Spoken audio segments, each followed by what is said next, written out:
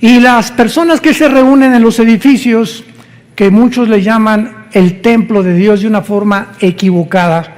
Vamos al templo de Dios el domingo, por el amor de Dios, lee la Biblia. Dios ya no habita en templos humanos. Ya los edificios no son la iglesia somos nosotros. Donde 2 o 3 nos reunamos, ahí está la iglesia de Jesucristo.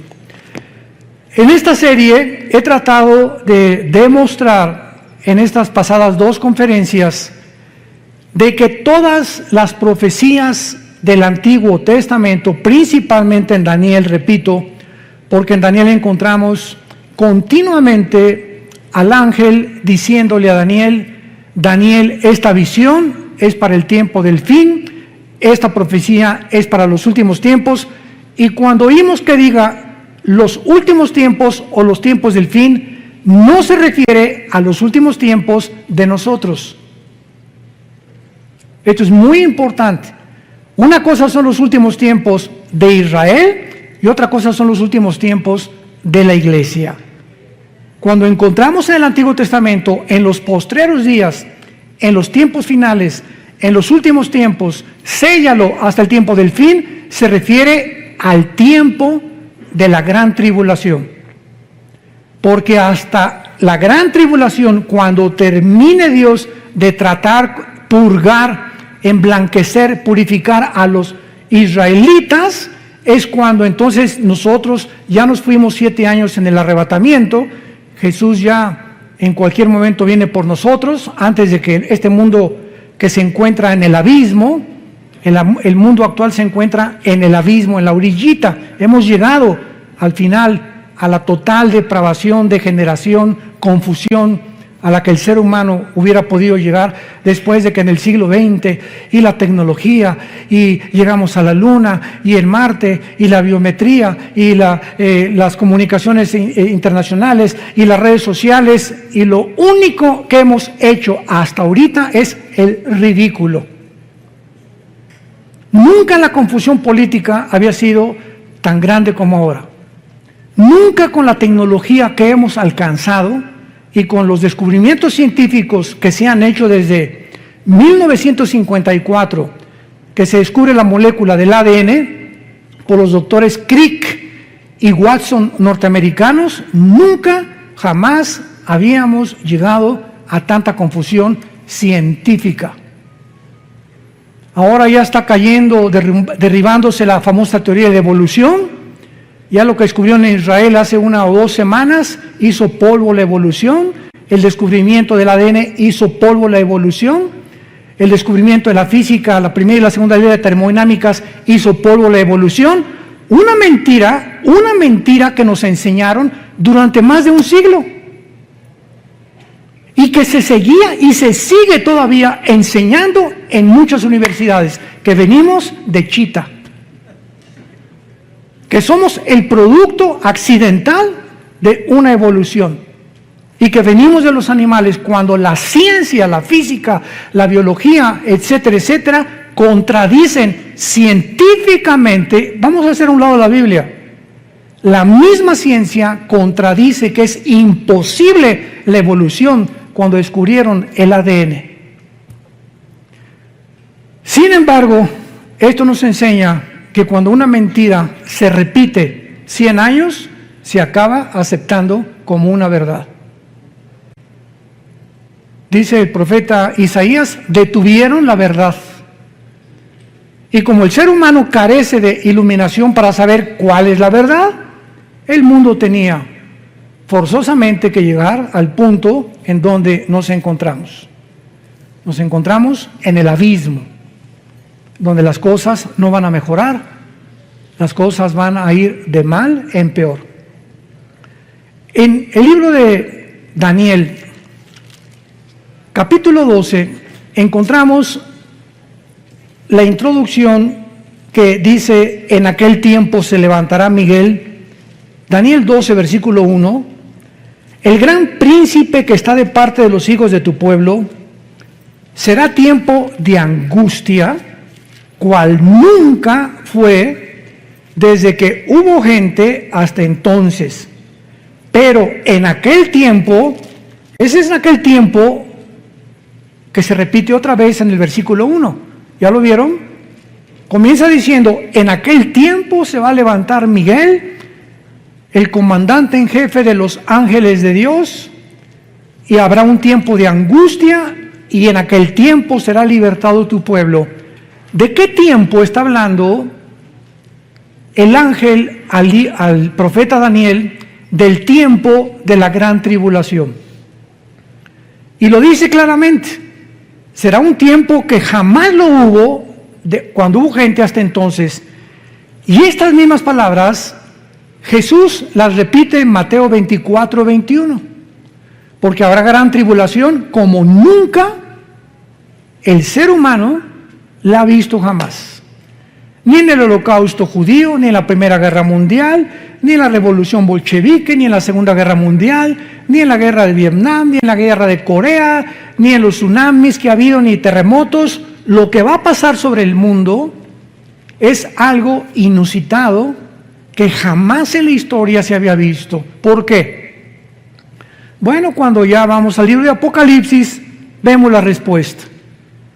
El abismo, que es donde se encuentran los demonios, que está en el centro de la tierra, el abismo, se va a abrir y van a salir del abismo millones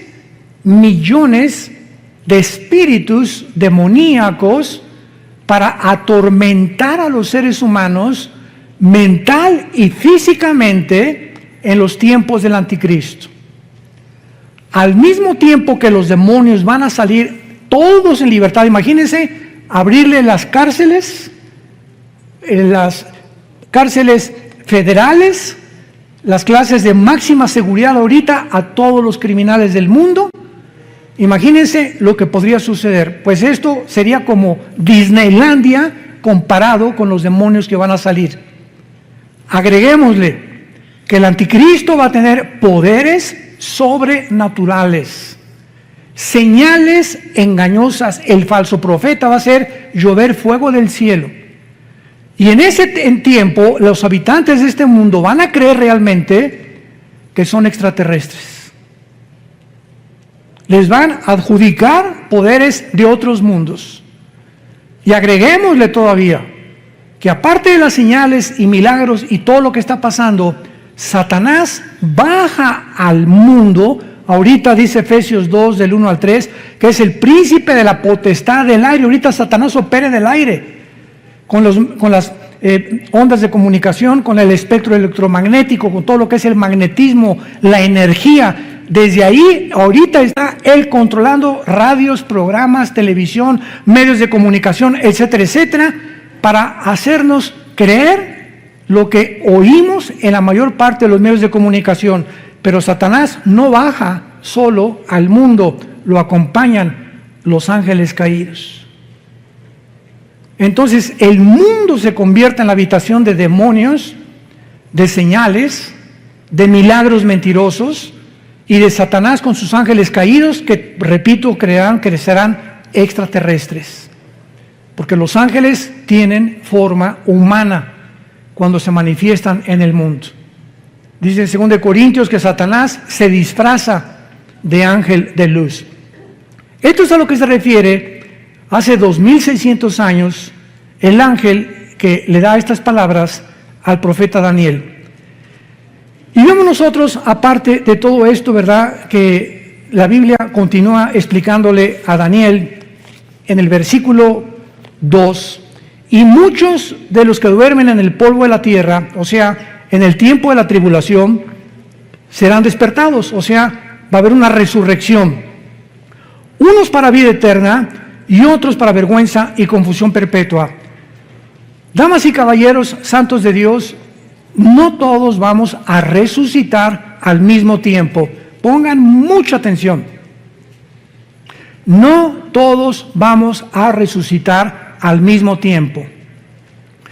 Va a haber la primera resurrección que Cristo menciona en Juan capítulo 5, y muchos serán despertados para vida eterna y otros para condenación eterna. Muy bien. En lo que se llama la primera resurrección están involucrados los santos del Antiguo Testamento y nosotros, los santos de la iglesia. Y la otra resurrección para condenación se encuentra hasta Apocalipsis 20, del 11 al 15, que se llama el juicio del gran trono blanco, donde van a resucitar los incrédulos, o todos aquellos que rechazaron las leyes y los mandamientos de Dios. Pero vayamos a ver por qué decimos que hay un orden en la resurrección, porque Dios es un Dios de orden. Vayamos a la primera carta a los Corintios, capítulo 15, y veamos con muchísimo cuidado de qué forma el apóstol Pablo describe este orden de la resurrección que iremos desarrollando a continuación. 1 Corintios 15, versículo 20 en adelante. Mas ahora Cristo ha resucitado de los muertos, primicias. Esta palabra, apúntalo en tu Biblia, es primeros frutos. Primeros frutos. Es la palabra griega aparche, como suena aparche, que se refiere a la fiesta de los primeros frutos de Israel. Acuérdate que primero era la Pascua, después venía los panes sin levadura, después venía los primeros frutos y después vino Pentecostés. Y quedan 3 fiestas para poder terminar el plan de Dios. Entonces, cuando el apóstol Pablo dice que Cristo es el que cumplió la fiesta de los primeros frutos, porque Jesucristo es el primero en toda la historia del ser humano que resucitó sin volver a morir. Cuando Dios resucitó a Lázaro, volvió a morir. Cuando resucitó a Tabita, volvió a morir. Todos los casos de resurrección que encontramos en la Biblia volvieron a morir. Pero Cristo es el primero, por eso se le llama en Colosenses el primogénito de los muertos.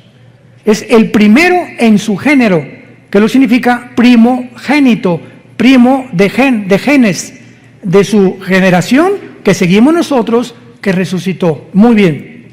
Versículo 21. Porque por cuanto la muerte entró por un hombre, también por un hombre la resurrección de los muertos. Porque así como en Adán todos mueren, también en Cristo serán todos vivificados. Versículo 23, lean con mucho cuidado. Pero cada uno en su debido orden. Y esta palabra tagma, que en el griego es orden, significa un orden de soldado raso, cabo, teniente, coronel, coronel. Nos habla de que cuando hay un orden, hay, ¿verdad? Primero después el segundo, el tercero, el cuarto y el quinto. Entonces, la resurrección de los muertos va a seguir un orden establecido por Dios. Cada uno en su debido orden. Cristo en las primicias fue el primero. ¿Ya lo vieron? Luego, ¿quiénes siguen? Los que son de Cristo. Los santos del Antiguo Testamento no están incluidos en nuestra resurrección.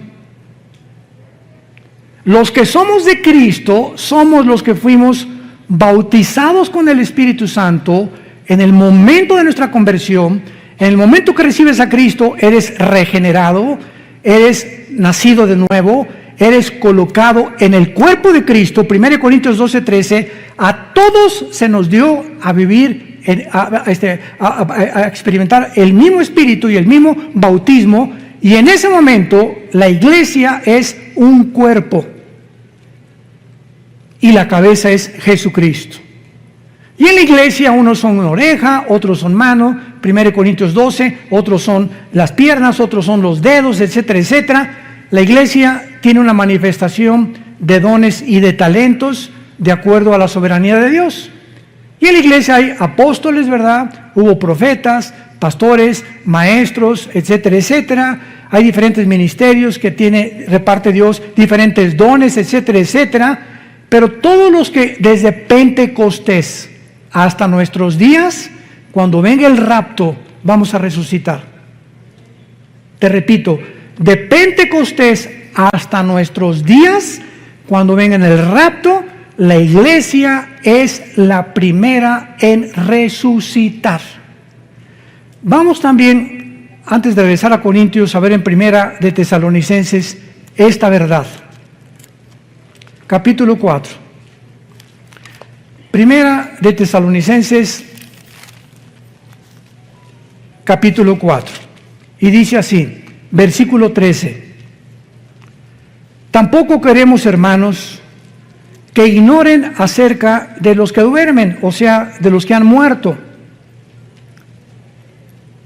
para que no se entristezcan como los otros que no tienen esperanza.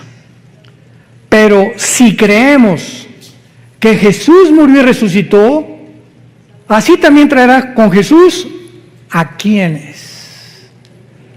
A los que durmieron en Él, que somos la iglesia. Los santos del Antiguo Testamento no forman parte del cuerpo de Cristo. Y esto ya le explica Pablo en Efesios capítulo 2, que tanto los judíos con el Antiguo Testamento ahora y griegos, ahora no hay judíos, ahorita no hay un pueblo de Dios Israel, ahorita somos todas las personas de todas las naciones que formamos parte, y que cuando recibes a Cristo te conviertes, nos convertimos en hijos de Abraham. Entonces puede venir ahorita un judío y decirme, yo desciendo de Abraham, y le contesto étnica y terrenalmente y genéticamente, porque eres judío, desciendes de Abraham, claro, fueron lo que los fariseos le dijeron a Cristo, somos hijos de Abraham. Pero la verdadera descendencia de Abraham son los que tenemos la semilla. Y todo esto lo explica Gálatas capítulo 3. Cristo es la semilla prometida a Isaac. En Isaac te será llamada descendencia, o la esperma de Isaac vendrá después Jacob, Judá, Salomón, David, y ahí viene toda la descendencia. Y cuando recibes a Cristo, esa semilla, esa promesa que Dios le hizo a Abraham era espiritual. Entonces dice la Biblia, ahora los que somos de la fe, somos de Abraham. Y dice Romanos capítulo 2, no todos los que descienden de Israel son judíos, porque no es la circuncisión de la carne, sino la circuncisión del corazón. Tú a lo mejor no eres circuncidado, porque era el pacto, era una señal del pacto de Israel, pero si tienes a Cristo, formas parte del pueblo de Dios. Y a lo mejor si eres circuncidado y eres judío, aunque estés circuncidado, no eres parte del pueblo de Dios, porque no tienes a Yeshua Mashiach, a Jesús el Mesías, en tu corazón. ¿Me van siguiendo? Esto es importantísimo. Entonces por eso es ridículo, ¿verdad?, que haya cristianos que se ponen la kipá. Y a una iglesia mesiánica ahora, ¿verdad? Gracias a Dios que hay judíos que se están convirtiendo. Pero eso que nosotros queramos hacernos judíos y ya lo somos. Ya lo somos. ¿Por qué? Por la semilla de Abraham, porque tenemos a Cristo. No tenemos que adoptar lo que ellos hicieron. Ellos tienen el judaísmo. Esto es importantísimo para la iglesia, porque hay un movimiento tremendo, ¿verdad?, de cristianos que se quieren hacer judíos. ¿Para qué? Estás mejor así de tlaxcalteca. No niegues tus raíces. Muy bien. Entonces vemos nosotros que en Daniel 12, versículo 2, dice la Biblia que los judíos, desde Adán hasta Pentecostés, que nació la iglesia, hasta Hechos capítulo 2, la iglesia nació cuando el Espíritu Santo bajó en Pentecostés y formó la iglesia, el cuerpo de Cristo, que se llama un nuevo hombre. Y dice la Biblia en 2 Corintios 5, el que está en Cristo, nueva, o sea, esta nueva creación no existía. Cuando Dios descansó en Génesis capítulo 2, el séptimo día, ¿qué significa? ¿Que Dios se acostó en una hamaca? No, que Dios dejó ya de crear nada nuevo, todo conforme a su semilla, ardillas, hipopótamos, ballenas, todo, ¿verdad? Todo ya lo dejó Dios como lo había hecho. no volvió a crear nada. Pero cuando llega el momento de la iglesia, Dios hace una nueva creación, que somos nosotros.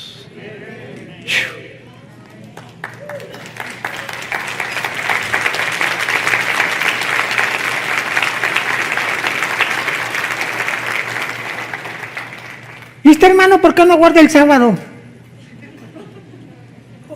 ¿De qué estás hablando? ¿Por qué no guardan el sábado?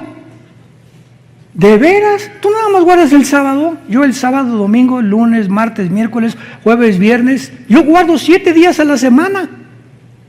Porque el sábado fue dado a Israel. Ahora en la iglesia se nos da el primer día, que es el domingo. El primer día de la semana Cristo resucitó, el primer día de la semana vino el Espíritu Santo y los apóstoles comenzaron a reunirse ya no el sábado, sino el domingo, para que viéramos la diferencia de las dos entidades, una es Israel, otra es la iglesia. No las confundamos. Ahora, Israel era la esposa de Dios y se divorció.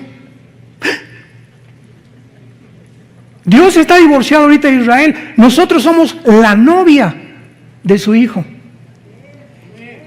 2 Corintios 11, del 1 al 3. Desposados como una virgen pura. Alguien me preguntó, ¿qué acaso tiene Dios 2 esposas? Le dije, por favor, entiende la Biblia. Dios tiene hecha a un lado a Israel y va a regresar. Romanos 9, 10 y 11, va a regresar en la tribulación a purificarlos, purgarlos. Y los que crean en la tribulación en Jesús pasarán al milenio junto con la iglesia nosotros. Pero ahorita Dios está divorciado. ¿Dónde dice eso? Vayamos al libro de Isaías.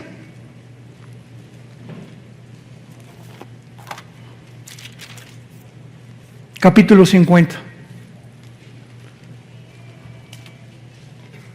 Isaías 51. Así dijo Jehová, ¿qué es de la carta de divorcio? La palabra que se escribió es repudio en el hebreo y en el griego es shorin, que significa separación o divorcio. Está preguntando Dios, ¿qué es de la carta de divorcio de vuestra madre, de la cual yo la repudié? La madre es Israel, de los judíos. ¿O quiénes son mis acreedores a quienes yo he vendido? He aquí que vuestras maldades son vendidos y por vuestras rebeliones fue repudiada vuestra madre, que es Israel. Compáralo con Jeremías, capítulo 3, antes de que me llames hereje. Versículo 8.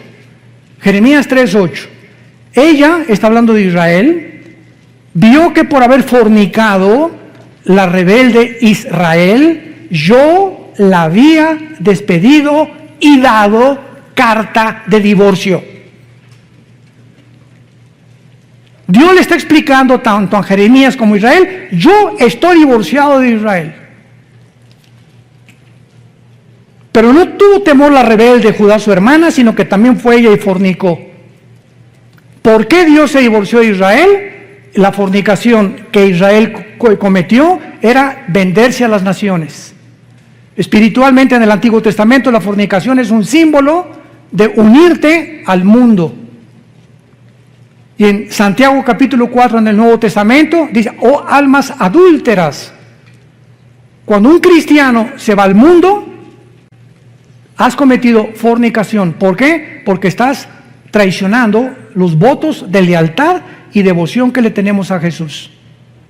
Si tu esposa se va con otro hombre, es adulterio. Y el adulterio es la única causal y el abandono de hogar en el Nuevo Testamento para poder divorciarte. 1 Corintios capítulo 7. Las mismas causales por las cuales Dios se divorció de Israel le pertenecen a la iglesia. Dios se divorcia de Israel espiritualmente y en el Nuevo Testamento el divorcio físico, visible, terrenal es si tu esposa se va con otro o tu esposo se va con otro.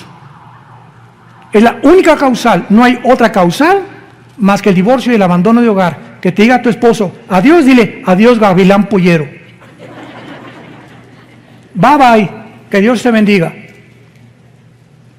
Quién sabe si lo bendiga, ¿verdad? Bueno, entonces, esto es importante, ¿verdad? El Dios del Antiguo Testamento está divorciado y ahora nosotros, la iglesia, que somos un nuevo cuerpo, somos una novia de su Hijo Jesucristo.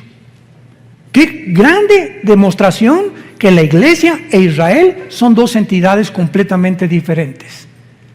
Porque hay enseñanzas cristianas donde mezclan y dicen, no, ya Dios acabó con Israel, ya no hay, la iglesia tomó su lugar, etcétera, etcétera. Y esto no lo enseña la Biblia. Dios le dice a Israel, adiós, ahí nos vemos. Y Jesucristo dijo en Jerusalén, cuando lo iban a crucificar, el domingo de Ramos, Baruch Hashem Adonai Elohim, bendito me dirán el que viene en el nombre del Señor, hasta que Jesucristo regrese. Y los judíos, después de la tribulación, Apocalipsis 1:8, mirarán al que traspasaron. Romanos 11, 25 y 26, Israel será salvado. Hasta ese momento, la esposa que era antes de Dios se volverá a unir a su marido. Y seremos una sola entidad en el tiempo del milenio. Entonces, Dios no se ha olvidado de la esposa despreciada. Si esa esposa regresa y le pide perdón a Dios y reconocen a su hijo como el Mesías, Dios vuelve a renovar sus votos por el pacto que hizo con Abraham.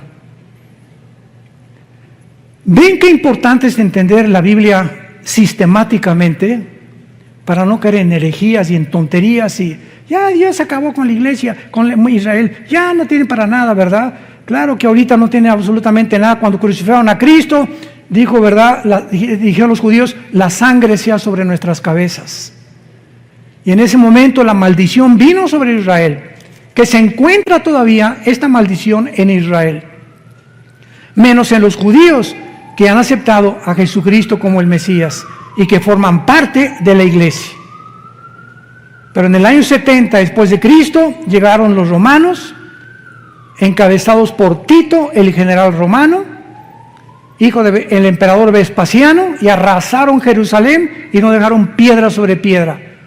Y desde el año 70 hasta 1948, Israel no tenía templo, no tenía nación, no tenía absolutamente nada.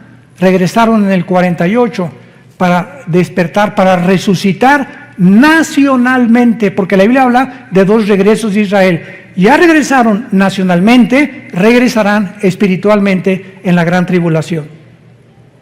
Entonces no es hasta que se conviertan. Ezequiel 37, la visión de los huesos secos, ¿se acuerdan? Que Ezequiel le dio es una visión de los huesos, que es Israel, y lo dice, los huesos son mi casa.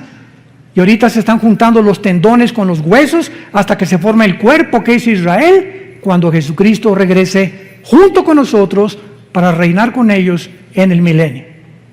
Regresamos a 1 Corintios. Entonces vemos que la primera resurrección le pertenece a la iglesia, a los que somos del cuerpo de Jesucristo. Y después dice claramente, en este orden, el apóstol Pablo, los que son de Cristo en su venida, luego el fin cuando entregue el reino de Dios y Padre. Muy bien. La resurrección, viene Cristo mañana, supongamos, o la semana que entra, desaparecemos millones de personas. Yo pienso sinceramente que somos la generación que no va a gustar la muerte, que somos la generación que no vamos a saber lo que es morir. De repente las noticias se congestionarán, los medios de comunicación, aviones que van a caer porque el piloto desaparecieron, accidentes de tránsito, todos los niños menores de edad desaparecerán del planeta, siendo ya de padres incrédulos o no padres incrédulos. Los niños son de Dios, dejen que los niños se acerquen a mí. No dijo Jesús, nada más los cristianos, o nada más los judíos, no, que se acerquen todos los niños, son míos los niños, pertenecen de una forma misteriosa y espiritual a Jesucristo. Y entonces van a pasar 7 años de tribulación, y cuando termine la tribulación resucitan todos los santos desde Adán hasta la cruz. Y después en el milenio va a haber otra resurrección. Porque cuando Cristo venga, hagan de cuenta que entramos ya al milenio, resucitados nosotros con cuerpos resucitados, bajamos del cielo con Cristo con cuerpos glorificados ya, pero cuando venga Cristo, dice Zacarías capítulo 13, versículo 8, que una tercera parte va a sobrevivir la tercera guerra mundial.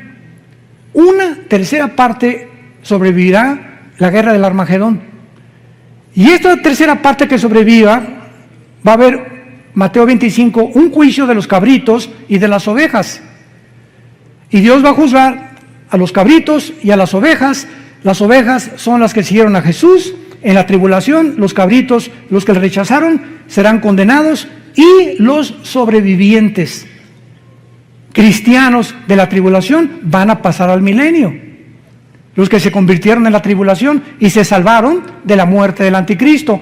Pero esas personas que entran al milenio tienen que morir, ¿verdad? Porque está establecido Romanos 9 que los hombres muramos una sola vez y después el juicio.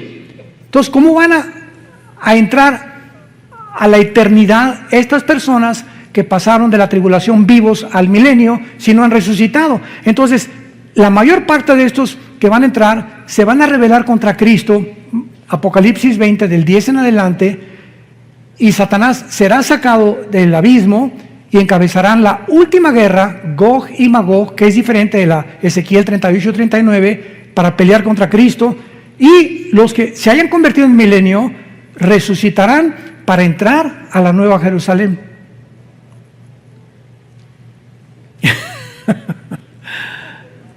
Qué maravillosa es la Biblia, ¿verdad? ¿No se han empachado? Le pido a Dios que me dé sabiduría y paciencia. A veces hablo muy rápido, pero quiero irme así lo más despacio posible para alumbrar sus ojos a través de la Biblia. Y que ustedes puedan ver la luz así. Yo sé que a muchos les está entrando ahorita la luz. Y ese es el anhelo del Espíritu Santo. Muy bien, entonces después de nosotros viene la resurrección de los mártires que en la tribulación van a resucitar, que pertenecen a la primera resurrección de los santos. Vamos a ver, la primera resurrección es el rapto, los santos del Antiguo Testamento y los que mueran como mártires en la tribulación. Vayamos a Apocalipsis 7 y veamos los millones de personas que en la tribulación se van a convertir, y el apóstol Juan los ve en el cielo resucitados. Apocalipsis 7, versículo 9. Escribe el apóstol Juan: después de esto miré, y he aquí una gran multitud, la cual nadie podía contar, de todas naciones y tribus y pueblos y lenguas, que estaban delante del trono en la presencia del Cordero, vestidos con ropas blancas y con palmas en las manos. Las ropas blancas nos hablan de que ya estaban resucitados. Y clamaban a gran voz diciendo: la salvación, etcétera, etcétera. Versículo 13. Entonces uno de los ancianos habló diciéndome: estos que están vestidos de ropas blancas, ¿quiénes son? ¿Y de dónde han venido? Yo le dije: Señor, tú lo sabes. Y él me dijo: estos son los que han salido de la gran tribulación y han lavado sus ropas y las han emblanquecido en la sangre del Cordero.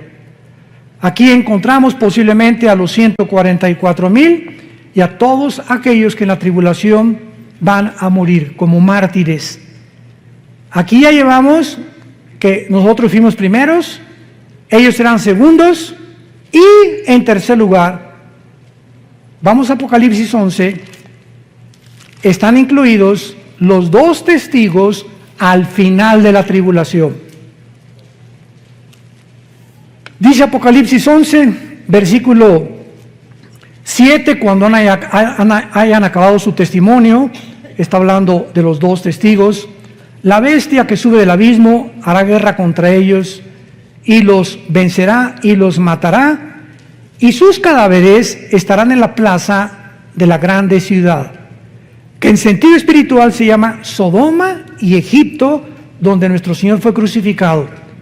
de una forma inequívoca es Jerusalén, donde los 2 testigos serán asesinados por el anticristo. Y vean ustedes las palabras con las que el Espíritu Santo califica a Israel. Israel se convertirá como Egipto, que es el símbolo del mundo, y como Sodoma, que es el símbolo de la depravación moral. Y no es coincidencia que Tel Aviv, la ciudad ahora de Israel, se esté considerando la capital mundial del movimiento gay. Tel Aviv es ya la capital del movimiento gay en el mundo. Y hay cantidad de cristianos evangelizando a todos estos hombres y mujeres que necesitan a Jesús. Porque Jesús murió por todos aquellos, por más pecador que tú seas, Cristo te ama. Pero Él te pide que te arrepientas de tus pecados y que entiendas que los géneros no se pueden tergiversar ni pervertir. Solamente hay 2 géneros, varón y hembra, nada más.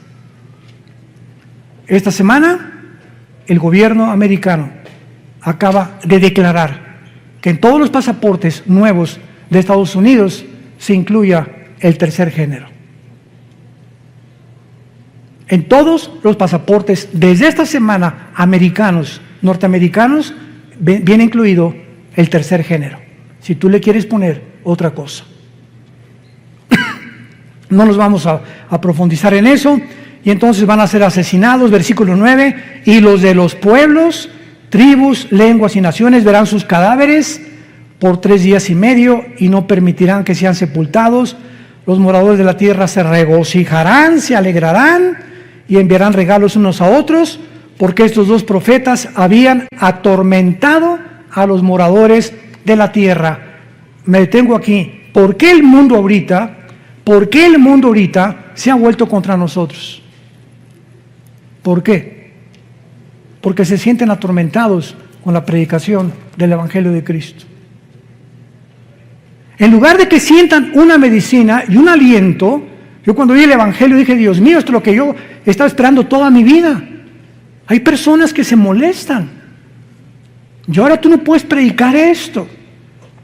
La iglesia es un hospital para todo tipo de personas, lesbianas, transgénero, homosexuales, borrachos, parranderos y jugadores. Esto es la iglesia.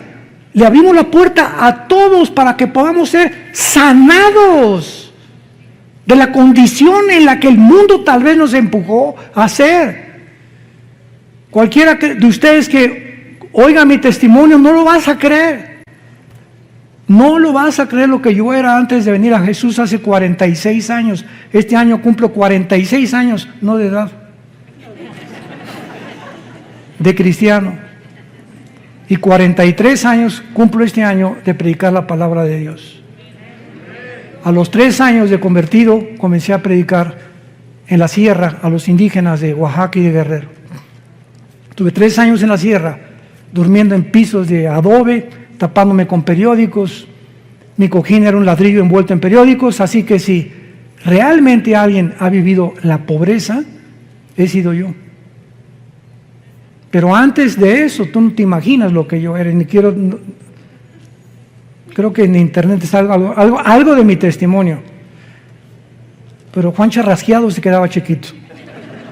Pero lo que nos interesa es lo siguiente, y dice el versículo 11, pero después de 3 días y medio, entró en ellos el Espíritu de vida, enviado por Dios, se levantaron sobre sus pies y gran temor cayó sobre los que los vieron. O sea, los 2 testigos son el último fruto de la resurrección. Entonces, la iglesia, en el rapto, todos los mártires a la mitad de la tribulación y los 2 testigos al final.